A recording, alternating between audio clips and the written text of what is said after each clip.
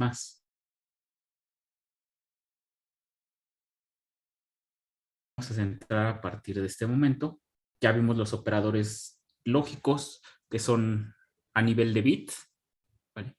Ahora vamos a ir por los operadores lógicos de comparación, ¿vale? Que son todos estos, que tienen un comportamiento similar a los que tienen a los que vimos la vez pasada, las operaciones de bit a bit. ¿Vale? Estos trabajan a nivel de booleanos y van a seguir las mismas reglas. Por ejemplo, los de AND y los de OR van a seguir las mismas reglas. Solamente que quiero que vean algo en esta tabla. Miren, aquí tengo 4 operadores de comparación. ¿Vale? Mayor que, menor que, bueno, menor que, mayor que, menor o igual que y mayor que. Acá abajo están los otros 2 restantes que son operadores de comparación también. La igualdad y la desigualdad. ¿Vale? Pero, si se dan cuenta, luego vienen las operaciones lógicas que vimos la vez pasada. AND, XOR y OR. Pero aquí abajo vienen otros operadores lógicos, que es otro AND y otro OR. Aquí no hay XOR, aquí solamente tenemos OR. ¿Estos por qué los vamos a combinar? ¿O por qué son diferentes al operador de AND y al operador de OR que tenemos ya a nivel de bits? Lo que pasa es que estos dos de acá se generaron posteriormente para poder combinar cláusulas en una comparación. Cláusulas de comparación. Y como vieron que se combinaban de manera natural con los operadores lógicos de AND y OR, pues decidieron crear sus propios operadores y pues como llegaron posterior a los de nivel de bits, surgieron con una precedencia menor y nunca se cambió. Este de aquí abajo también nos va a servir, va a ser una forma de abreviar este que es un condicional. Es también un operador de asignación, similar a un operador de asignación, pero dotado hacia una cláusula que vamos a ver ahorita con sentencia if. Es una forma de abreviar if para asignar valores. ¿Vale? Entonces, ¿qué vamos a hacer nosotros? Bueno, pues ahora vamos a entrar a estos operadores de comparación. Entonces, originalmente el tema completo va a ser el de sentencias de control.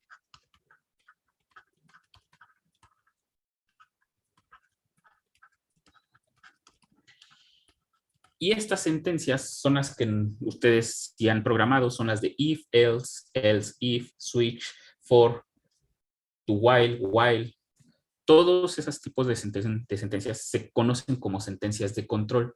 ¿Por qué? Porque a partir de un condicional, ¿vale? Si nosotros establecemos una condición, dependiendo de cuál sea el resultado de esa condición, si es verdadera o falsa, podemos desviarnos del flujo principal. ¿Qué es el flujo principal de un programa? Ok. Déjenme abrir un código aquí. Voy a abrir el de base. ¿Vale? El flujo principal de nuestro programa es el que se comienza a ejecutar en la línea main. Es el primer flujo que aparece cuando nosotros estamos ejecutando un programa. ¿Vale? Tal cual como es la palabra flujo. Lo voy a poner así, un flujo de un programa.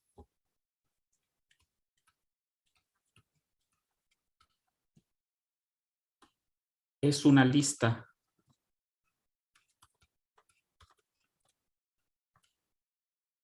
de sentencias o de órdenes.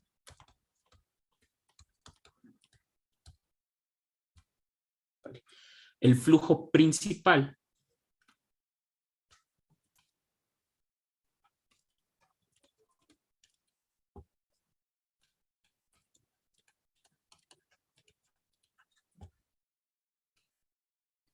es el que comienza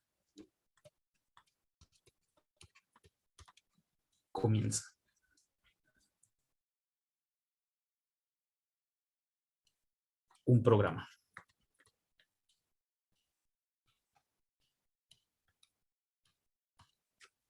¿Vale? Ahora, ¿cómo describimos un flujo? Bueno, con justamente los diagramas de flujo. ¿Vale? Ahora, duda. ¿Qué es un algoritmo, primeramente? Quiero ver si todos manejan la palabra algoritmo.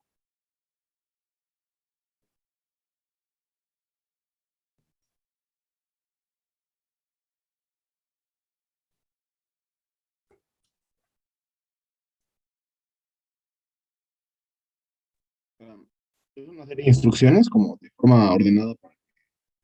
Ok, una serie de instrucciones ordenadas, dice su compañero. Casi. ¿Cuál es el problema de un algoritmo contra por ejemplo, una receta de cocina? Una receta de cocina también son una serie de instrucciones y también están ordenadas. Hay una gran diferencia. Resulta que un algoritmo, como bien dijo su compañero, es una serie de instrucciones para realizar un proceso que no, y aquí es lo importante, que no admite ambigüedades. ¿Vale? Mientras que, bueno, una receta también es una serie de pasos para llevar a cabo una acción o para realizar un proceso, si lo quieren ver así, pero ahí sí son admisibles las ambigüedades. Es la ligera diferencia.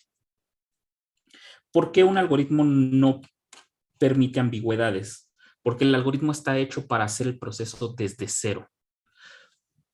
Por ejemplo, si yo quiero hacer una receta para un pastel, simplemente tomo un tazón, bueno, lo puedo decir así, pongo la lista de ingredientes y luego en los pasos puedo decir en un tazón agregamos huevo, leche, harina, en el orden que sea, pero bueno, en el orden que se tenga que hacer según la receta y después decimos que lo mezclamos. ¿Vale?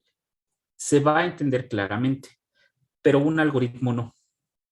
Un algoritmo primero le tengo que decir qué significa tomar un tazón. Y es más, le tengo que decir qué es un tazón. ¿Vale? Le tengo que decir cómo lo debe de tomar, qué significa tomar un tazón. Le tengo que decir en qué orden y especificar el orden en que se tienen que agregar los ingredientes. Y aparte, el algoritmo o yo le tengo que decir qué significa agregar. ¿Vale? El algoritmo no admite, vamos a decirlo así, no admite errores. Porque, por ejemplo, yo en esa receta de elaborar un pastel puedo mezclar líquidos primero y sólidos aparte, y el orden de los líquidos al final no me va a alterar el resultado. Pero en un algoritmo se interpreta que sí. No puedo dejar cosas al aire en un algoritmo. Son una serie de pasos, y lo voy a escribir. Entonces, un algoritmo son una serie de pasos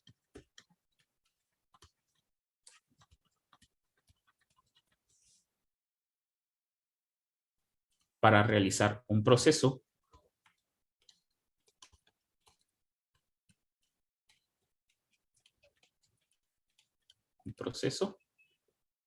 a partir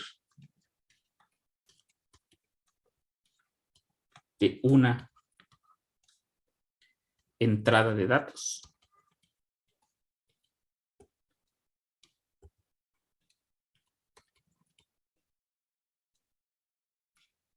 Y que devuelve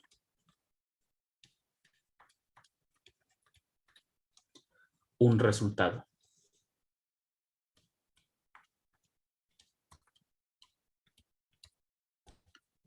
Adicionalmente aquí lo pongo.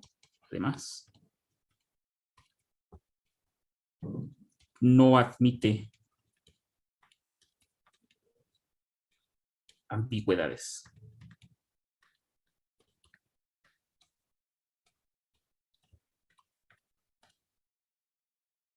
Y esto lo subrayo.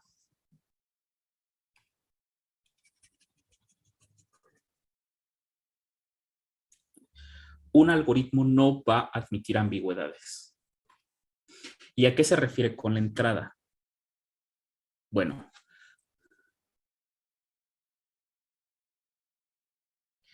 el algoritmo, vamos a hacer un ejemplo, algoritmo de la suma de dos números enteros. A mí los algoritmos me gusta más representarlos con lo que se conoce como pseudocódigo, ¿vale? Los algoritmos pueden ser escritos con palabras humanas, con palabras en un lenguaje humano, sin ningún problema y se va a entender. Pero yo prefiero utilizar pseudocódigo, que es un código que puede ser transcrito a cualquier lenguaje de programación, no sigue unas reglas estándar de algún lenguaje u otro, pero se puede entender qué tipo de sentencias son. ¿Por qué lo hago así? Porque como matemáticos o físicos matemáticos, ya tenemos un lenguaje que se entiende muy bien cuando estamos hablando de procesos. Programar al final del día siempre resultan ser procesos matemáticos, siempre. No importa qué tipo de sistema hagan, siempre se puede ver de esta manera. Entonces tenemos un lenguaje muy amplio para poder expresar lo que nosotros queremos. Entonces yo trabajo los algoritmos de manera personal con pseudocódigo, ¿vale? No hay problema si ustedes utilizan palabras explícitas, pero les recomiendo un poco que se acostumbren a utilizar los símbolos matemáticos para entender, para expresar los algoritmos, porque a la larga también en la carrera les va a facilitar mucho las cosas, ¿vale? Suma de enteros. ¿Qué necesitamos hacer para definir nuestro algoritmo? Bueno, al igual que una receta de cocina, necesitamos una lista de ingredientes, o que en nuestro caso va a ser nuestra entrada. Como entrada para la suma de dos enteros, lo podemos expresar así. Necesitamos dos enteros A y B, ¿vale? Solamente para realizar la suma.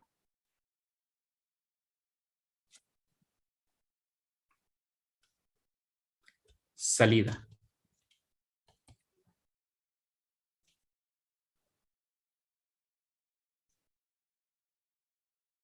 Va a ser otro entero que voy a llamar S,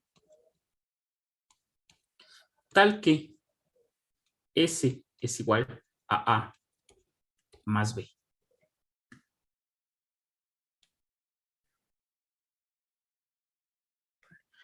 Ahora, aquí depende qué algoritmo de la suma vamos a hacer, ¿vale? No vamos a hacer ningún algoritmo de suma, de separar en decenas, centenas, porque todavía no tenemos esas cláusulas entendidas bien, ¿vale? Aquí nada más vamos a hacer lo único que sabemos. Nuestro primer paso siempre en un algoritmo es reservar memoria para la salida, ¿vale? Lo único que podemos dar aquí de enterado en el algoritmo es la entrada. En la salida no hemos declarado nada, ¿vale? La salida no es una declaración, es lo que debemos obtener como resultado. Entonces, tengo que declarar una variable S entera. Y si quieren aquí, entre comillas, pues le podemos poner el tipo. Aunque yo otra forma que prefiero por la comodidad de C++ es hacer de esta manera. Int, dos puntos, S en Z. Con esto lo que le estoy diciendo es que S es un número entero, pero en cualquier lenguaje de programación, pues es una variable de tipo int. ¿Vale? Esto es opcional. La forma más simple de dejarlo para que quede de manera general es dejarlo como S, un número entero, también es viable. Porque no todos los lenguajes de programación manejan a los enteros como int, ¿vale? Lo hemos visto, Python detecta el tipo a partir de la declaración de la variable, entonces no tiene sentido que le ponga int dos puntos. Les digo, a mí me gusta cuando yo estoy trabajando en un lenguaje en específico. Pero bueno, si lo queremos dejar de manera general, es este. Y si ya tenemos una especificación del lenguaje, entonces pues yo les recomiendo que pongan el tipo de la variable, el identificador S, y bueno, solamente para dejarlo más general, a qué conjunto de números pertenece, ¿vale? Estas son alternativas. Con el de la izquierda es válido si lo quieren hacer más general. Con el de la derecha, si están trabajando en un algoritmo y es solamente para un lenguaje, ¿vale? Entonces lo dejan de esta manera.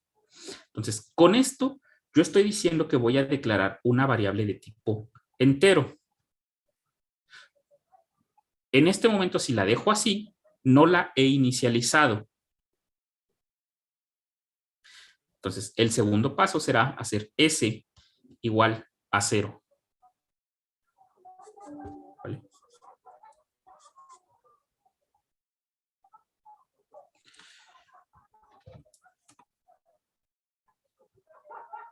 Entonces, con la segunda sentencia,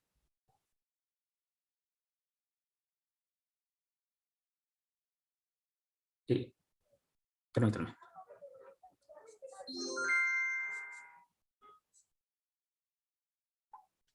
Con la segunda sentencia estoy inicializando la variable S igual con el valor 0. Y 3, pues ahora sí le vamos a asignar el valor que nosotros queremos. S es igual a más B. ¿Vale? ¿Por qué A y B no las declaramos? Porque A y B se entienden en el algoritmo que ya están dadas desde un inicio. ¿Vale? Algunas personas ponen una cuarta sentencia que dice regresar S o return S, pero aquí ya no, porque S desde la salida se entiende que va a ser el resultado que queremos dar. ¿Vale?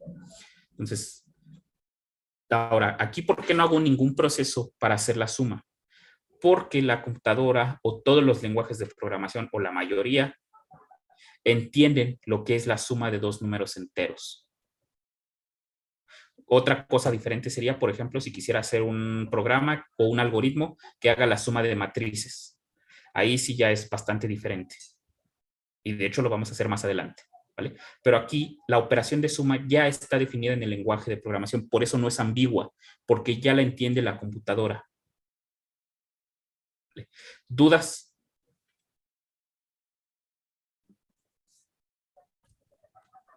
Sí, profe, disculpe, ¿por qué en el segundo paso inicialicemos la variable con 0? Nada más es una comodidad para no dejar que el lenguaje de programación asigne valores aleatorios. Ah, ok, perfecto. Gracias, profe. Vale. Sí, eso se los recomiendo mucho porque luego, por ejemplo, podemos, una cosa que no hemos llegado a ocupar porque no ha sido necesario hasta nuestro momento, es que, por ejemplo, podemos hacer esto, S igual a S más 1.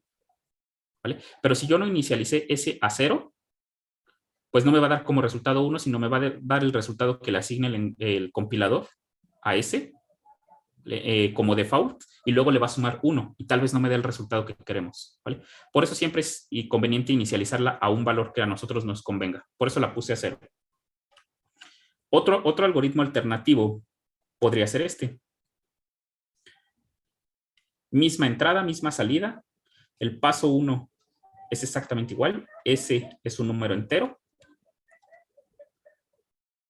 El segundo es S, lo inicializamos con A. Y el tercero es S inicializado con S más B. Esta es otra forma de hacerlo. En matemáticas esto no es válido, pero ya les dije que esto es operador de asignación. ¿Vale? ¿Esto cómo se lee? A S le estamos asignando el valor previo más el valor de B. Es una reasignación.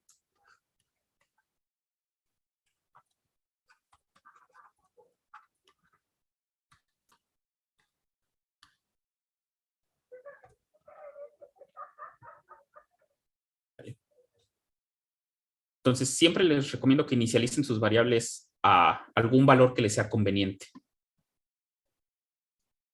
En este caso, los dos algoritmos gastan la misma cantidad de memoria porque S ya tiene memoria reservada desde que lo desde que lo declaramos aquí en S en Z. ¿Vale? Ya es independiente si toma el valor de 0 o A. Ambos ocupan la misma cantidad de espacio por ser enteros. Y ténganlo en mente porque nos va a servir para hablar cuando hablemos de ciclo while, esta forma de acá. ¿Alguna otra duda?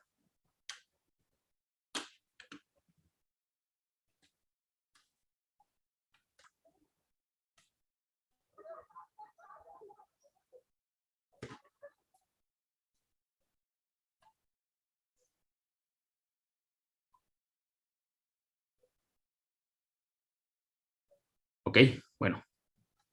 Ahora, ¿qué vamos a ver? Un diagrama de flujo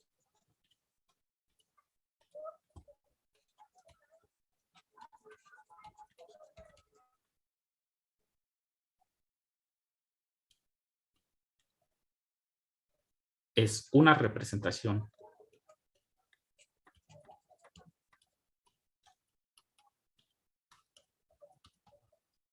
gráfica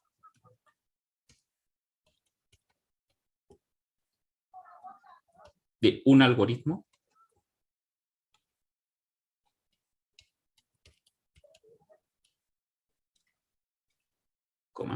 siguiendo una línea de flujo.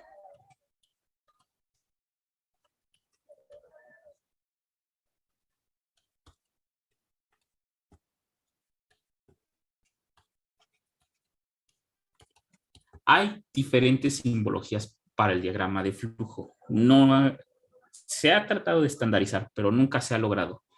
Hay símbolos que representan impresión por medio de impresora, tal cual, entiéndase. Otros que representan salida en pantalla, otros que representan entrada de datos por archivos. Hay varias simbologías. Hay unos que tienen símbolos de bases de datos, ¿vale? Pero al menos hay una más o menos estándar, bastante sencilla, que es la que vamos a ocupar. Cada instrucción, dependiendo del tipo que sea, requiere de algo que la destaque. Entonces, esto está representado por cuadros de texto con diferente forma, ¿vale? Por ejemplo, para la entrada vamos a utilizar, entrada y salida vamos a utilizar rombos.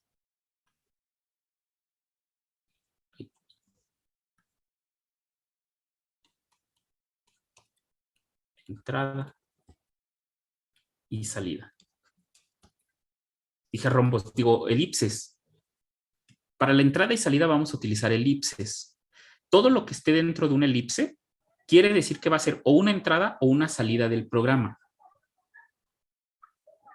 ¿Cómo la diferenciamos? Bueno, la entrada de datos siempre está al medio del flujo y la salida siempre es del último paso de cualquier flujo del algoritmo.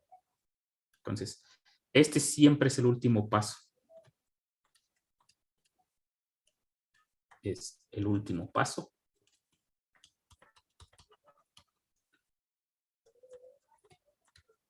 Paso de un flujo.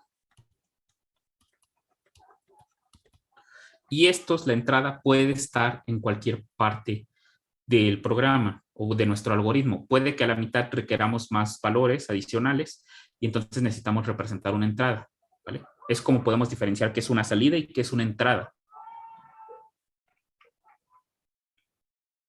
El siguiente va a ser un rectángulo. Este que nos va a representar, bueno, este nos representa un proceso, ¿vale? O sea, una operación que tiene que hacer cada uno de estos pasos. Por ejemplo, un proceso es el paso 1, declarar nuestra variable S. Otro proceso es el paso 2, inicializar la variable S.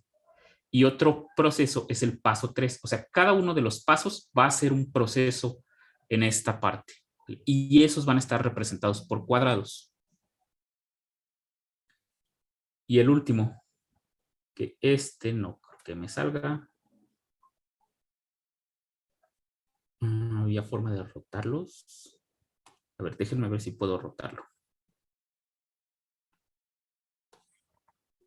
Sí, sí puedo.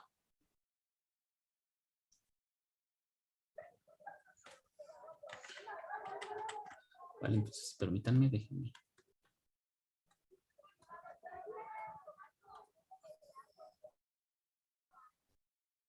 Tiene que quedarme lo más parecido a un cuadrado.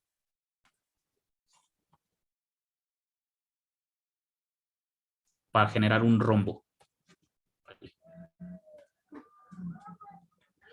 Este rombo, ¿qué va a significar? Van a ser condicionales, que es la parte con la que vamos a entrar justamente. Condicionales. y estos les pongo, alteran la línea de flujo principal. La línea de flujo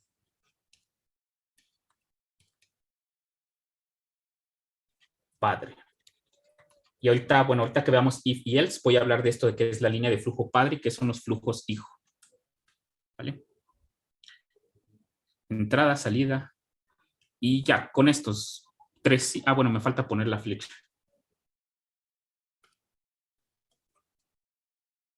Las flechas solamente nos van a indicar las líneas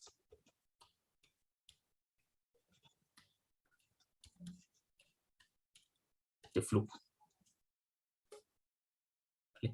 Estos 4 símbolos son los que vamos a ocupar para realizar diagramas de flujo.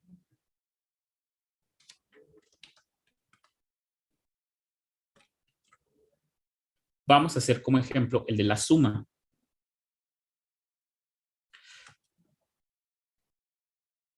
De entrada, tenemos 2 números enteros, A y B. Por eso ese va a ser nuestro primer paso.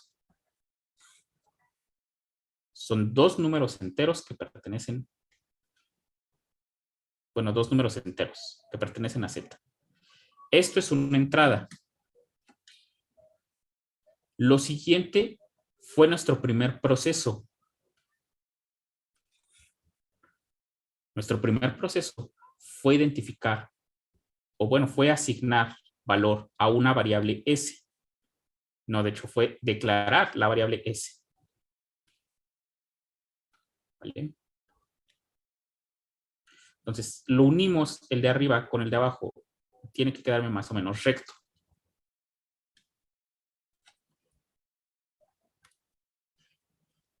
El siguiente proceso fue justamente el de inicializar la variable S. S igual a 0. Este fue otro proceso. No hay estándar en el tamaño, ¿vale? Solamente tiene que ser representado con un cuadrado. Bueno, un rectángulo, perdón. Y por último, como salida,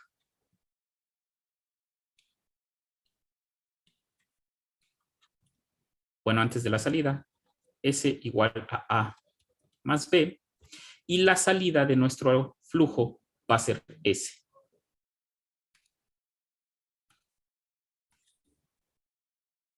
Ahí es al revés. Este va acá abajo. Y este va acá arriba.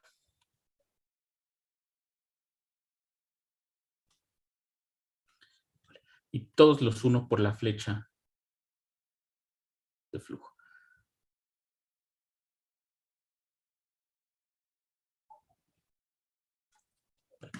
¿Cuál es la idea principal del diagrama? Que sigue una línea recta, aunque no parezca tan recta en este diagrama. Todas las flechas siguen un flujo lineal hacia abajo. Nosotros estamos haciendo programación lineal, ¿vale? Cuando se hacen programación en paralelo, se pueden derivar en diferentes ramas. Aquí no.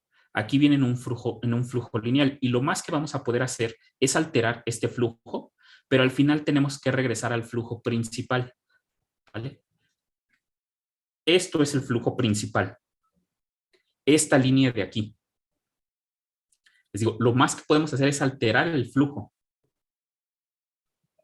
¿vale? Para dar salidas alternativas o para cumplir sentencias, que es donde entran en juego los condicionales o el tipo de sentencias que vamos a ver. ¿Vale? ¿Dudas?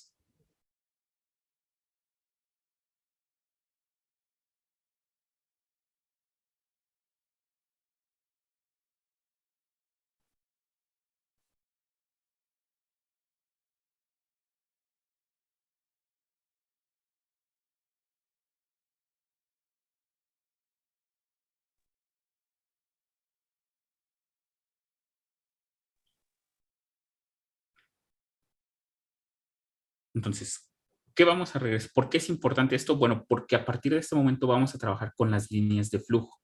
Vamos a hablar de lo que son flujo padre y flujo hijo.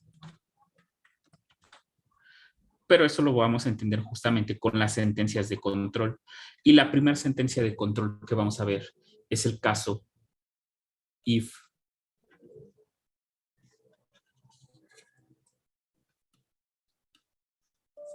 else. Esta va a ser nuestra primera sentencia de control. Bueno, son realmente dos sentencias.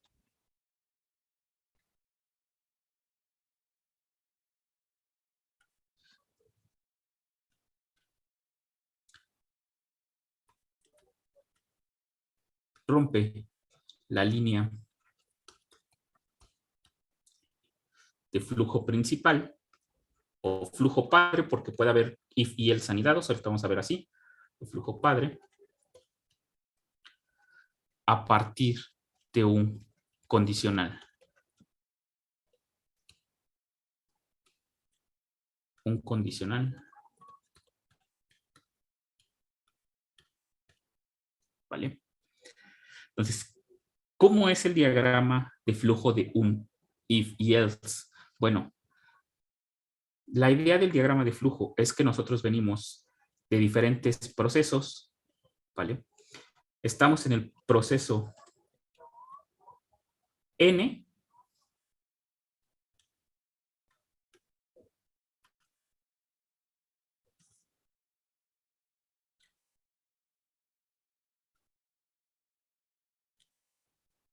o sea, estamos en el paso enésimo del algoritmo. Nuestro algoritmo viene por aquí, así. Viene un flujo. Y así. ¿Vale?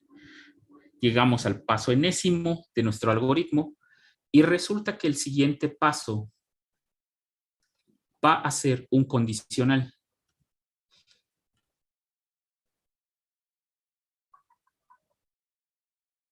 ¿Qué es un condicional? Bueno, va a ser un tipo de sentencia que nos va a permitir alterar el flujo.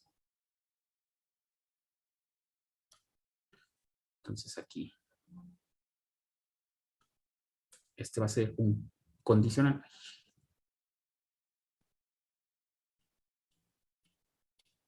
Aquí va a haber una condición. Si la condición resulta ser verdadera,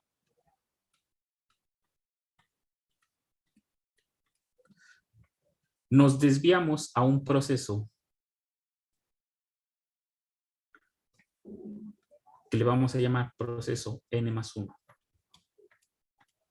De hecho, el proceso n+1 es el condicional, ¿vale? Esa es una sentencia. Técnicamente, este sería el n+1,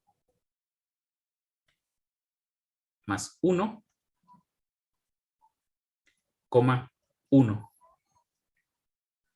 ¿Cómo es esto? Bueno, este es un proceso así.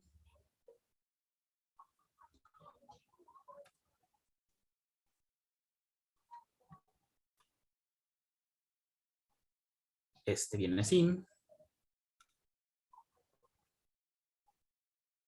Y este viene. Debería de salir de la punta, pero bueno, casi. Vale. La condición o el condicional va a ser una pregunta que le vamos a hacer al programa, ¿vale? Con respecto a alguna variable, alguna sentencia, y si es verdadera o falsa, va a romper el flujo, ¿vale?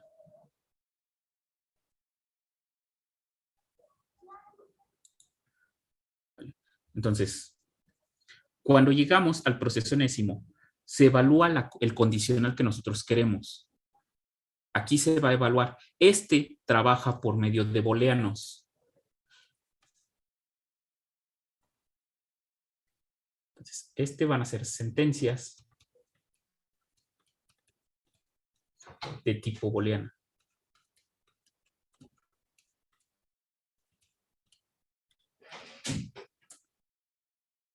¿Vale? Entonces, si la condición resulta ser verdadero, rompemos la línea de flujo principal, esta que viene de aquí arriba, o la línea de flujo padre.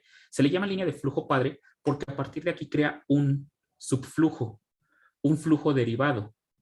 Por eso aquí le pongo n+1, 1. Y luego de aquí va a continuar. ¿Vale? Va a continuar a proceso n más 1, 2, y luego así se la va a estar llevando consecutivamente hasta que haga el proceso n más 1, k. ¿Vale? Va a tener sus propios procesos aquí.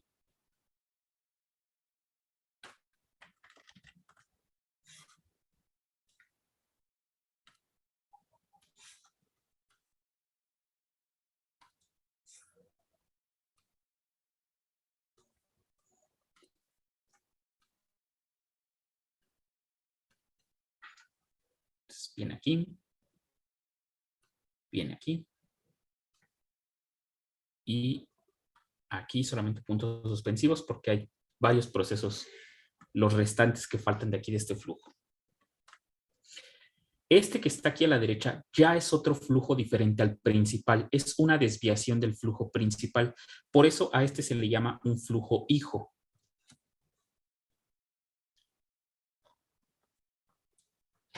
Este es un flujo hijo. Y su flujo padre es el flujo donde se rompió. Donde se rompió justamente, o el flujo de donde proviene la sentencia condicional. ¿Vale? Entonces, este sería su flujo padre. Puede ser el principal o no, no necesariamente. ¿Vale? Podemos incluso romper. Este flujo hijo se puede convertir en un flujo padre a partir de que aquí en medio, en estos 3 puntos, haya un condicional que me desvíe también esta línea de flujos. Siempre, si se dan cuenta, seguimos una línea. ¿Vale? Entonces, esto es un flujo hijo atado a su flujo padre, que es de donde se rompió. El detalle es que tarde o temprano siempre regresamos al proceso o al flujo padre. Siempre tenemos que regresar al flujo padre, a menos que en el flujo hijo haya una salida. Pero si no hay salida, tenemos que regresar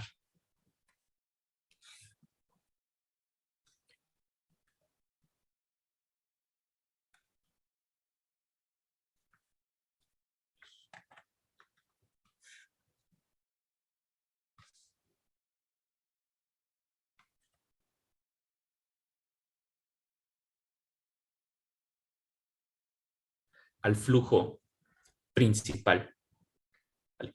Después de hacer el último paso del flujo hijo, tenemos que regresar al flujo principal o al flujo padre que nosotros teníamos. Entonces, esto es lo que pasa si la condicional es verdadera. Si no es verdadera,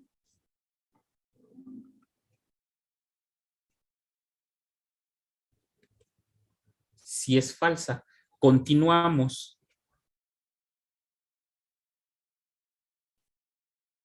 el flujo principal. Entonces, en caso de que la condicional sea falsa, la condición nos devuelva falso, entonces no entramos al flujo hijo y continuamos nuestro flujo principal. Y ya del flujo principal, pues continúa nuestro algoritmo. ¿Vale? ¿Dudas?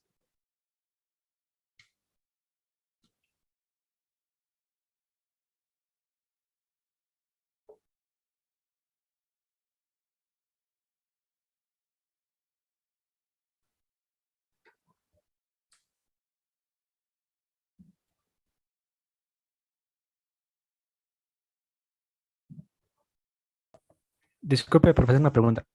¿Qué pasó?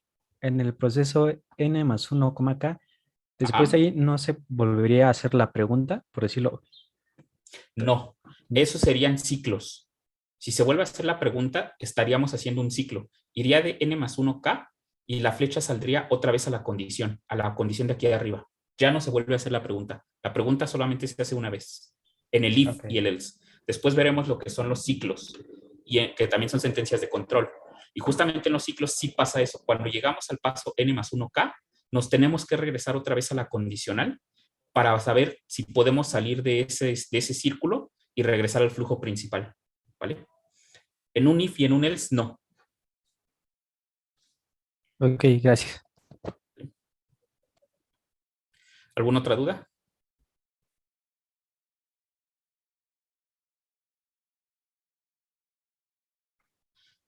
Entonces, vamos a ver cómo funciona esto en C++ y también en Python, porque aquí es donde la sintaxis ya comienza a variar, ¿vale?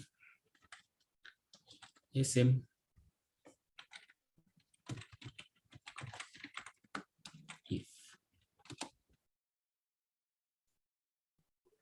Vale. Aquí tenemos nuestro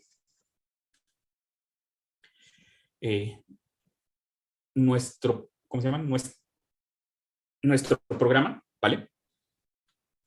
Y nuestro flujo principal de cualquier algoritmo que nosotros hagamos va a ser todo lo que estamos dentro del main. Esa parte ya la había comentado, ¿vale? Esto sería la línea de flujo principal que seguiría nuestro diagrama, ¿vale? En esta función. Esa sería la principal. Después podemos crear alternativas, eso lo vamos a poder hacer con otras funciones. Podemos crear subflujos, flujos padre, flujos hijo. Pero la principal justamente es la que está en la función llamada main, ¿vale? De principal. Por algo lleva ese nombre. Ahora, ¿cómo declaramos una sentencia if? ¿O qué es una sentencia if? Bueno, supongamos que tenemos una variable booleana de tipo llamada condición, ¿vale? Y esta es igual a true. O 1, como ustedes se acostumbren, ¿vale? Recuerden que true es igual a 1, false es igual a 0. Es más, bueno, ahorita lo hacemos, ¿vale? Ahora, ¿cómo es la sentencia if? ¿O qué es un condicional? ¿Vale? En este caso, el condicional es una prueba que evalúa un booleano. Dependiendo del booleano, desvía o no desvía el flujo principal. Entonces, la primera que nosotros estamos viendo es la sentencia de tipo if, ¿vale? Esta se declara con la palabra reservada if o if, tal cual como se lee. Y entre paréntesis, if al final es una función que podemos llamar, y entre paréntesis viene la condición que nosotros queremos evaluar, que como les dije, debe de ser un booleano, ¿vale? O debe de devolver un booleano, aunque no siempre, y ahorita bueno, ahorita les voy a preguntar justamente por qué, a ver si ustedes logran identificar por qué, ¿vale? Pero en este caso, estoy utilizando una variable de tipo bool como condicional, de tipo booleano, ¿vale? Esto, entre paréntesis, le llamamos argumento de la función. La función que estamos llamando aquí es if. Por ejemplo, la función main no tiene argumentos, ¿vale? Entonces,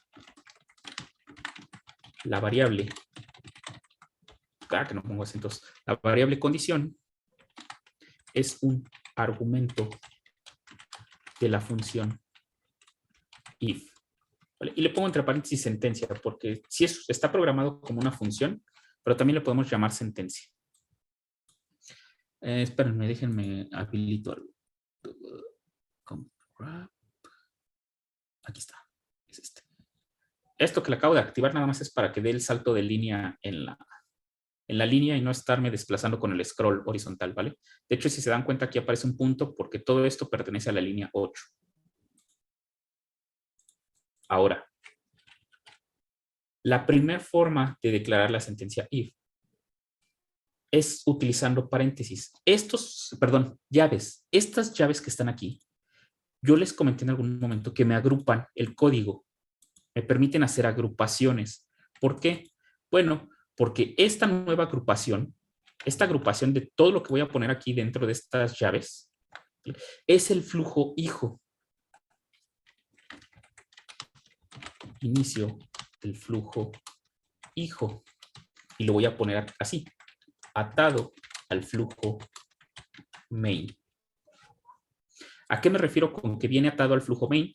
Pues que nosotros seguimos el flujo principal, ¿vale? Y vienen ejecutándose todas estas líneas, y cuando llegamos a esta condición, creamos un nuevo flujo, ¿vale? Este es un flujo hijo del flujo main porque rompió la línea de main, ¿vale? Las líneas de instrucciones de main las rompimos aquí con esta condición. Entonces, si se cumple la condición, ¿qué queremos que haga? Bueno, vamos a ponerle un mensaje, si out se rompió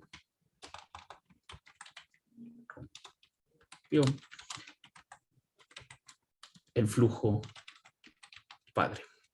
O se creó un flujo hijo.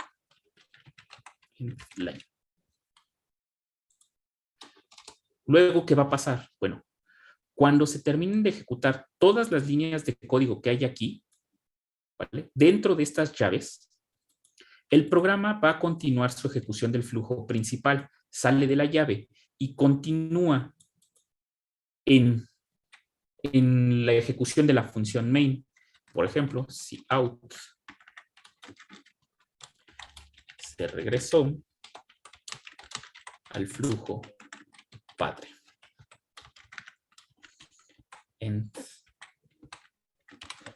Y es más, antes de la declaración de la variable booleano,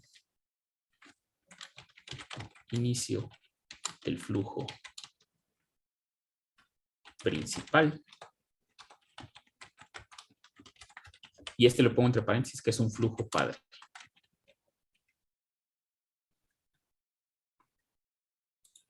Y aquí vamos a imprimir si out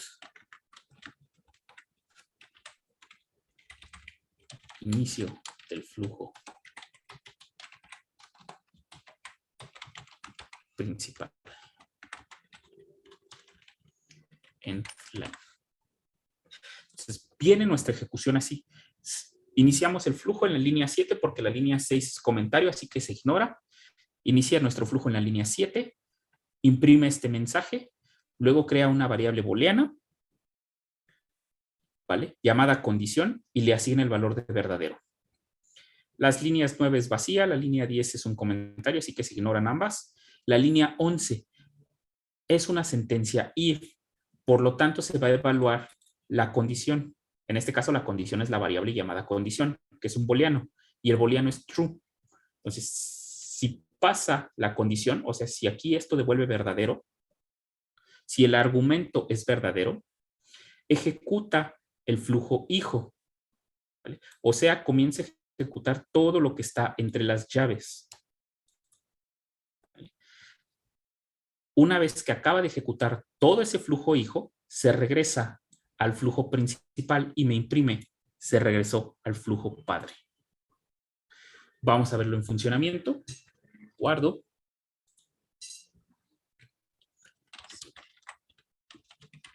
Documentos.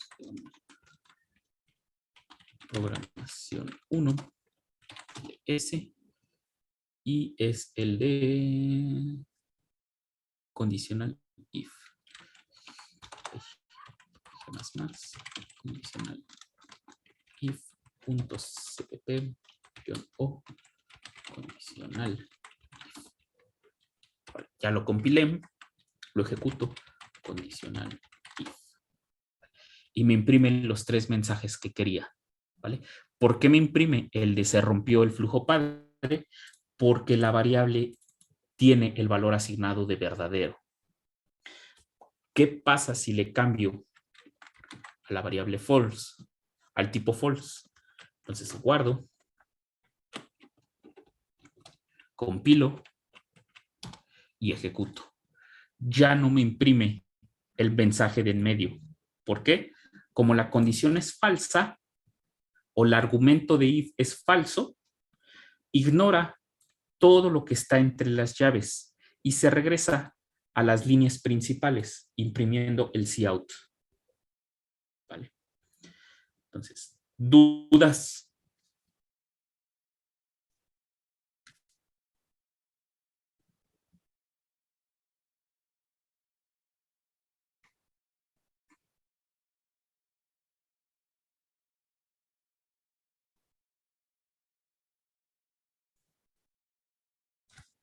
Ok. ¿ok?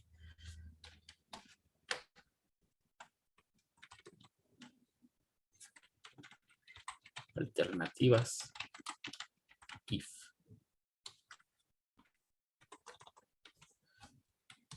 La primera, voy a declarar una variable int, la voy a llamar número, igualada a 5.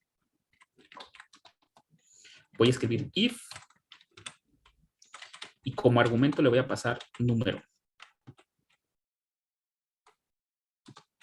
Luego, no voy a poner llaves.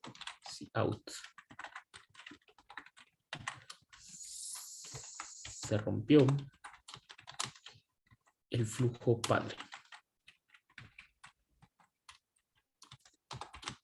Otra vez. End line.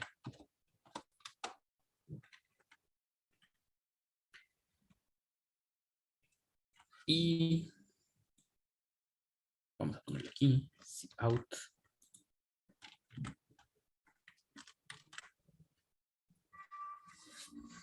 ¿Qué me va a imprimir el programa? ¿O no lo va a compilar?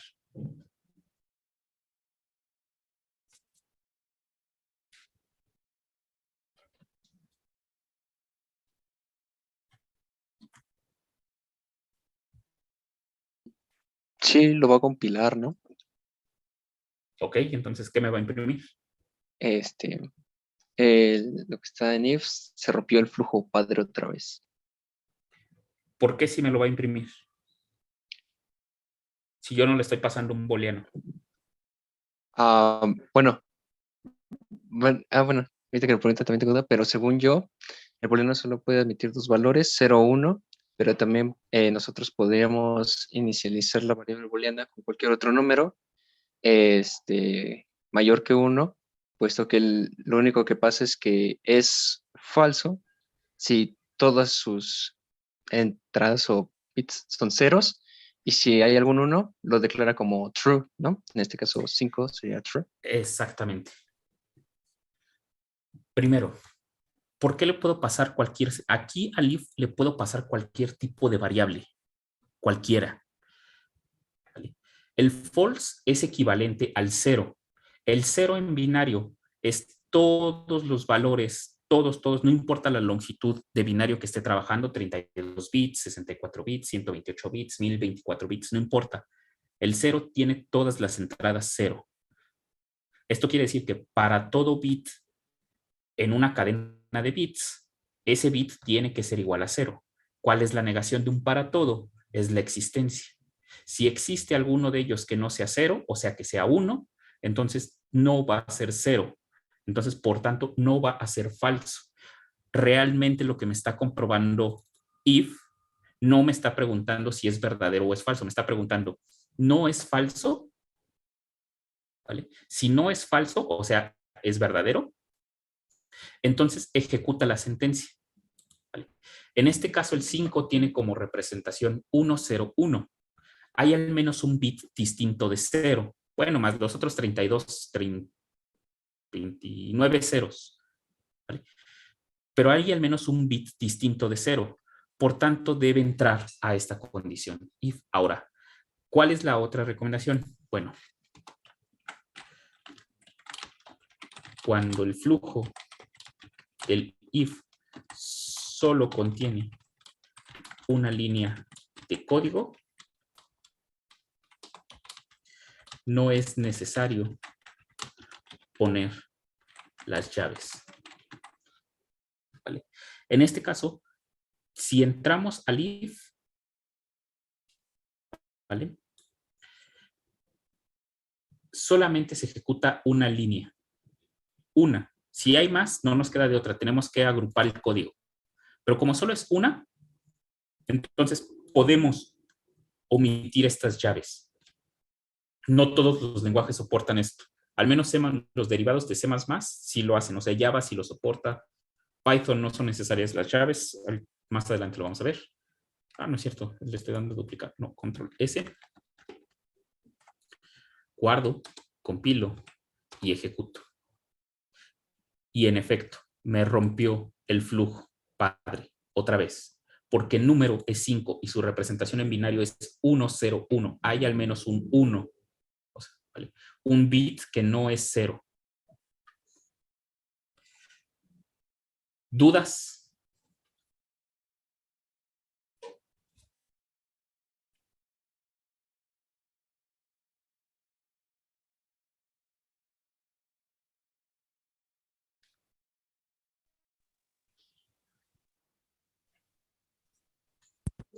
Hasta ahorita no, profe.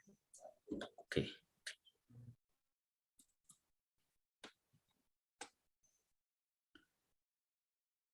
¿Qué vamos a hacer ahora? Vale. Lo que vamos a hacer es el algoritmo para que me compruebe. Ah, bueno, antes, otra cosa. Otro que se puede considerar como una versión del operador if. Aunque no es una versión del operador if. ¿Vale? Lo vamos a llamar combinación. Bueno, lo voy a poner como título este. Este casi no se ocupa. Combinación de if con asignación. Entre paréntesis, operador ternario. Este sería otra sentencia if. Pero es que aquí... bueno, es que todavía no hemos visto... No hemos visto el else. Entonces esta va a quedar un poco extraña. Pero es también otra variante. Donde se mezcla con la asignación. Por ejemplo, si yo tomo int valor y le voy a asignar un valor, un número, ¿vale? Pero esto va a depender de una condicional. Vamos a llamarle número. Luego le ponemos el signo de interrogación. ¿Vale? Y luego, ¿qué ponemos? Vale. Si número es verdadero, o sea, no es falso, es más, déjenme utilizar la de booleano para que quede aquí. Claro. Condición. ¿Vale? Si condición es verdadera, entonces a valor, por ejemplo, le asignamos 5. 2 puntos. De lo contrario, le asignamos 2. ¿Vale? Si out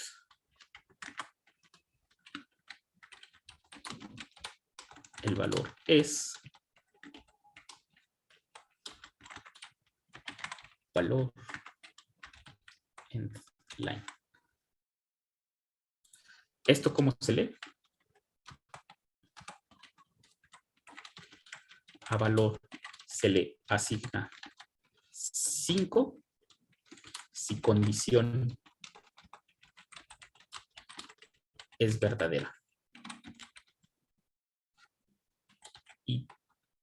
O bueno, sería O2 si condición es falso. ¿Vale? Esta es otra variante, se puede considerar como otra variante de if, pero realmente es una combinación del operador de asignación con la sentencia if, utilizando solamente este operador que se conoce como operador ternario. ¿Vale? El operador ternario es justamente el signo de interrogación. ¿Por qué se le llama operador ternario? Porque requiere 3 argumentos. La condición, el valor si es verdadera y el valor si es falsa. Les digo, esta es otra alternativa de if. Pero esta, bueno, aquí me equivoqué porque yo se las quería enseñar después de que veamos el else, ¿vale? Que es lo siguiente. Pero bueno, vamos a dejarla así. De momento. Entonces, lo compilo y lo ejecuto. Me asignó el valor de 2. ¿Por qué? Bueno, porque condición es falso. ¿Vale? Entonces, ¿dudas del operador ternario? Les digo, nada más este es otro que es comentado. Últimamente ya casi no se utiliza. Es raro que los lenguajes, vamos a decirlo, más utilizados, tengan un operador ternario. Se prefiere utilizar sentencias if, else. O en su defecto, switch.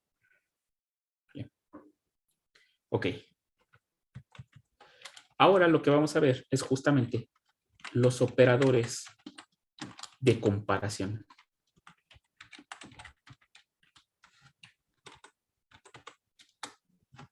Los operadores de comparación son todos estos, tal cual los conocemos. Menor que, mayor o igual que, menor, al revés, lo simple les digo al revés. Menor que, menor o igual que y mayor o igual que. Vean que el mayor igual y el menor igual tienen un igual a la derecha. Siempre es a la derecha, ¿vale? Siempre vean que es a la derecha. Tal cual como se lee. Y estos dos de aquí, la desigualdad y la igualdad. ¿Estos qué hacen? Bueno.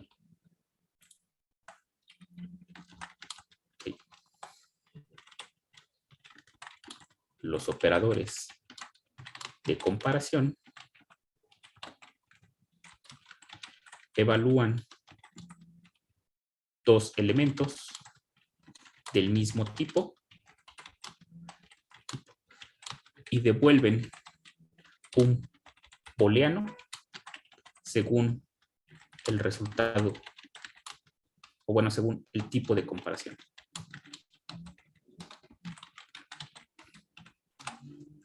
¿Vale?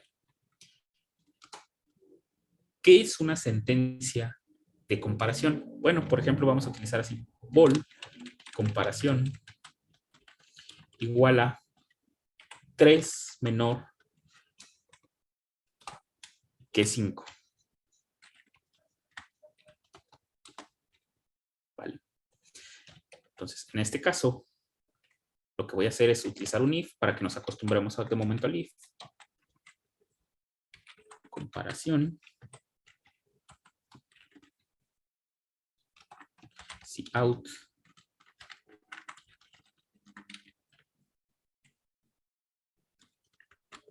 tres menor que 5.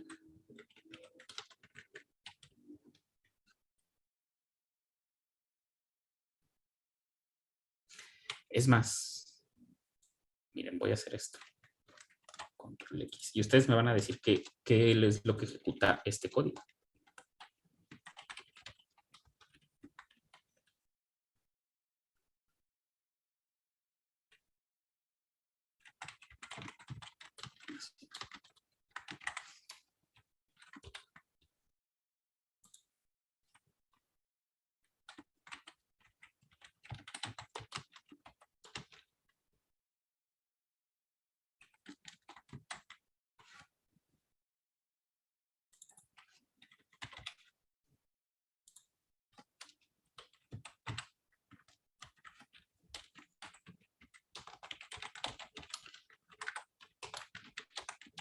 Vale. ¿Qué me va a devolver este resultado? Este código, esta parte del código.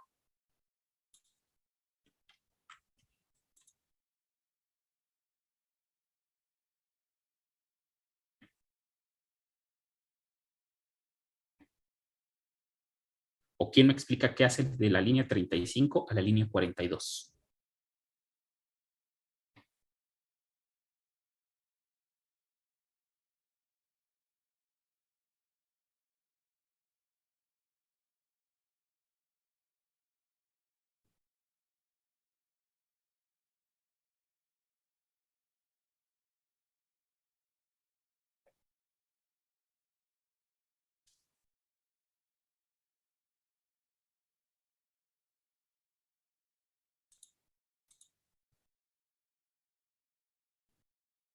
No solo me devuelve el string, sí.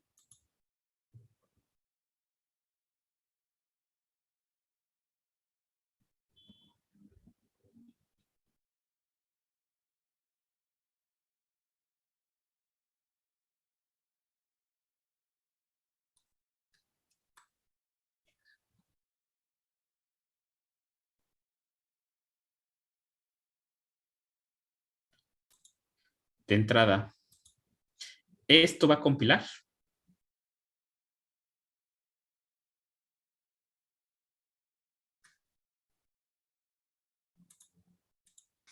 No, porque faltan unas punto y coma en la línea 39, creo. Exactamente. Ok, perfecto. ¿Vale? Ahora sí. Okay. Primero, ¿qué está haciendo el programa? Toma una sentencia de comparación. Esto que está aquí a la derecha es una sentencia de comparación. Compara el valor de 3 con el valor de 5. Si 3 es menor que 5, la sentencia me va a devolver un booleano en true, en verdadero. Por tanto, comparación tomaría el valor de verdadero. ¿Vale?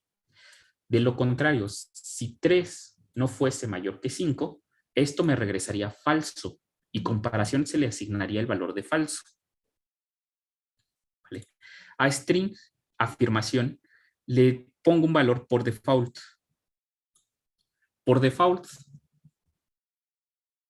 va a querer decir, vamos a decir que el de la izquierda no es mayor que el de la derecha. ¿Vale? En dado caso de que sí sea cierto que el de la izquierda sea menor que el de la derecha, entonces vamos a cambiar o vamos a reasignar el valor de afirmación ahora por la cadena sí. Ya que hayamos hecho eso, regresamos al flujo principal y ahora imprimimos que la pregunta de si 3 es menor que 5. ¿Vale? Y la afirmación que nosotros obtuvimos. Ahora, esto es mucho desgaste porque podemos simplificarlo. Pero primero vamos a compilarlo. Así. ¿Vale? Entonces, 3 es menor que 5, sí. Esto que está aquí, todo esto, déjenme comentar esta parte y esta. Todo lo que está comentado lo podemos simplificar. No es necesario utilizar una variable booleano para las sentencias if. ¿Vale? Le podemos pasar a las funciones, es algo que vamos a ver en funciones, argumentos donde se realicen las operaciones. ¿Vale? En este caso, le voy a devolver 3, le voy a pasar el argumento 3 menor que 5.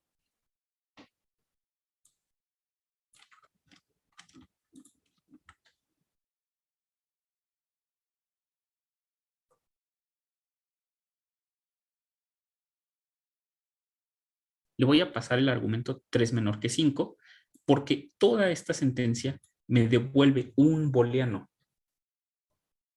¿Vale? Entonces, el argumento de if va a ser el resultado de esa sentencia de comparación. 3 menor que 5.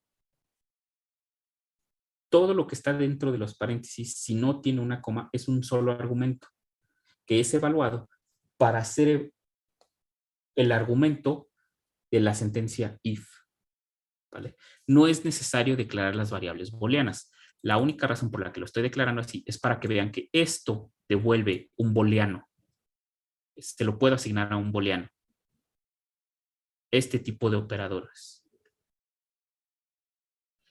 ¿Dudas?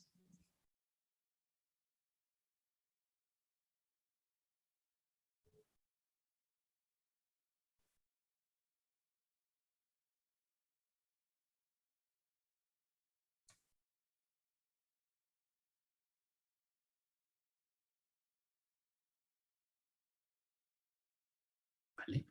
Ahora, podemos mezclar operaciones. Por ejemplo, yo puedo poner 5 más 1. Me voy a mi tabla de precedencia. ¿Quién tiene mayor precedencia? Pues tiene mayor precedencia la suma que los operadores de comparación. Entonces, en este caso, 5 se ejecuta primero 5 más 1, que me da 6, y luego se compara con 5. Entonces, ¿esto qué me va a imprimir? ¿Me va a imprimir sí o me va a imprimir no?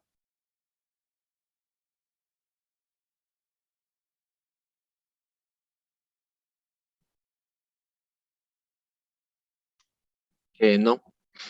Exactamente. 6 no es menor que 5. Otra situación, vamos a ponerle menor o igual que 6. Entonces, en este caso, vamos a cambiar el no que decía su compañero por un sí. Guardo, compilo y ejecuto. ¿Vale? Bueno, aquí no le pasé como variables el 3 y el 5, por eso sigue imprimiendo 3 menor que 5. Pero entonces, en este caso, evalúa primero la sentencia 5 más 1 y luego la compara con el 6, respectivamente con el menor o igual. ¿Vale? ¿Dudas hasta aquí?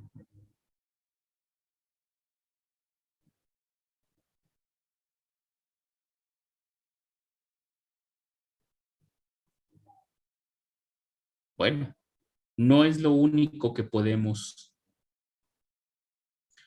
combinar. Por ejemplo, tenemos los operadores de AND y de OR para anidar. Perdón, no para anidar. Para combinar sentencias de comparación. ¿A qué me refiero con esto? Bueno, funcionan con las mismas tablas de verdad que ya conocemos del AND y del OR. Recuerden, el AND solo es verdadero cuando ambas sentencias son verdaderas y el OR solamente es falso cuando ambas sentencias son falsas. Entonces, en este caso, lo que podemos hacer aquí es así, es con doble AND person y este es con doble barra vertical, ¿vale? Es lo que los diferencia de los operadores a nivel de bits. Entonces, en este caso, voy a escribir AND 2 igual. Este es el operador de igualdad, ¿vale? Este me va a comparar 2 igual con 1. ¿Esto cómo se va a leer? Bueno, vean que los operadores de comparación o de anidación, estos de AND y OR de comparación, estos, tienen la menor de las precedencias con respecto a estos tres operadores, los aritméticos, los de comparación, ¿vale? Incluso que los lógicos, pero esos ahorita no estamos trabajando con ellos. Son los que tienen la menor precedencia, por tanto, son los últimos en evaluarse. Entonces, ¿qué es lo que está haciendo aquí? Primero evalúa la sentencia de la izquierda, luego evalúa la sentencia de la derecha. Y dependiendo del resultado, si ambas son verdaderas, me devuelve true. Si alguna de ellas es falsa, me devuelve false. ¿Vale? Entonces, realiza la comparación de la izquierda y la de la derecha.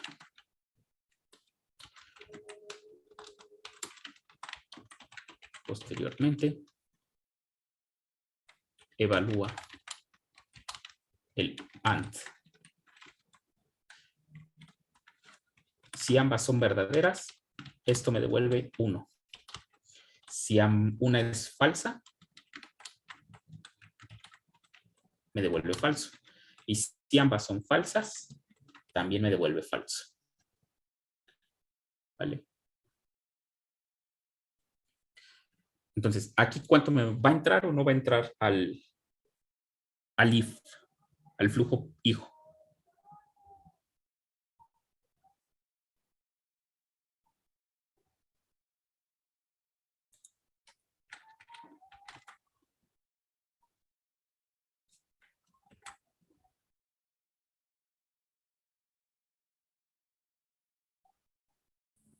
No, porque la comparación del 2 con el 1 es falsa. Exactamente. El 2 no es igual al 1. ¿Vale? Los dos operadores de igual son el operador de comparación como nosotros lo conocemos. ¿Vale? Con un solo igual es el operador de asignación, con dos iguales es la comparación igual. ¿Vale? Y aquí se pregunta, ¿2 es igual a 1? La respuesta es no. Entonces, esto es falso. Este de la izquierda es verdadero, pero como el de la derecha es falso, entonces, siguiendo la tabla de verdad del AND, nos devuelve un falso y por tanto no entra a cambiar la afirmación por sí. ¿Vale? Entonces, ¿dudas hasta aquí?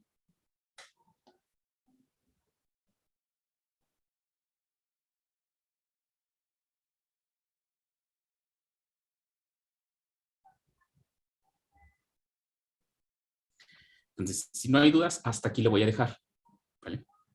La siguiente sesión vamos a continuar con if y else. Vamos a ver la sentencia else y vamos a ver cómo